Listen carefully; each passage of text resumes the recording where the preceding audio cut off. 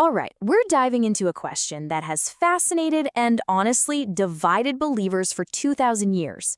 Can you actually really calculate the date of Christ's return? So let's just get right to the heart of it. Is it okay, or for that matter, is it even reliable, to try and pin down the exact date for one of the most anticipated events in history and then tell everyone about it? It seems like a simple question, but believe me, it has a very, very complex past. And, this is not some newfangled internet curiosity. Oh no. This question is an ancient obsession. It's this deep theological puzzle that people have been trying to solve for, well, almost as long as the faith has existed. And the stakes? They couldn't be higher. This search for an answer has literally launched movements, it's inspired millions, and when those predictions failed to come true, it has often ended in just profound heartbreak and crisis of faith. Okay, so let's really peel back the layers on this. We're going to break down the thinking behind the calculations, look at the arguments against doing it at all, and see what history itself has to say about how reliable this all is.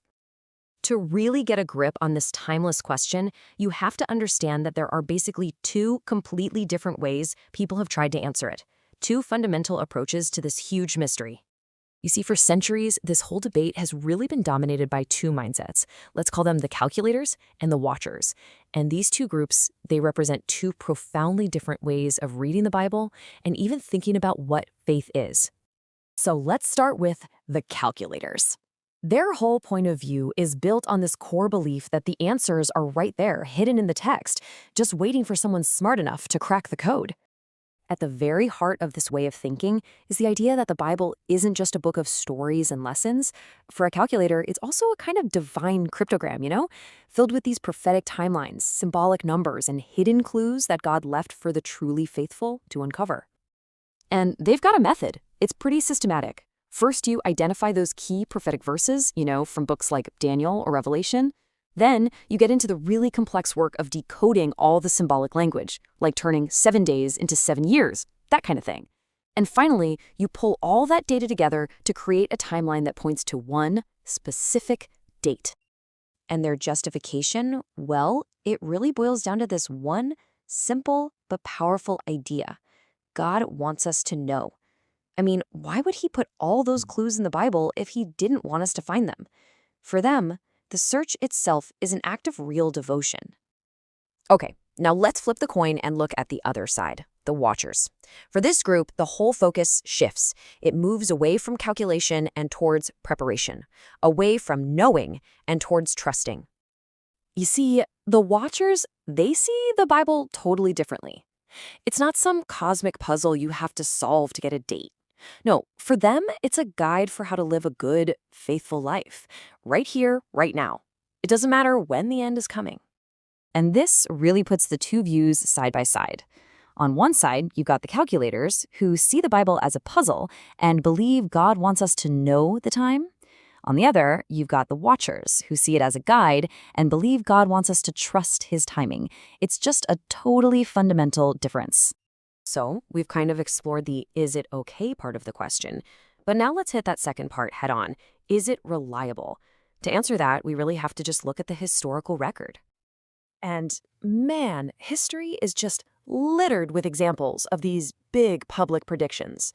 You had the Millerite movement back in the 1840s, which famously led to the Great Disappointment. You had all those widespread broadcasts on radio and TV in the 90s. And more recently, the viral predictions that spread like wildfire on the internet in the 2010s. A very clear pattern starts to emerge. And that pattern leads us to this pretty stark number. When you look at every single publicly announced, specifically calculated date for Christ's return throughout history, the number of them that have actually been right is 0.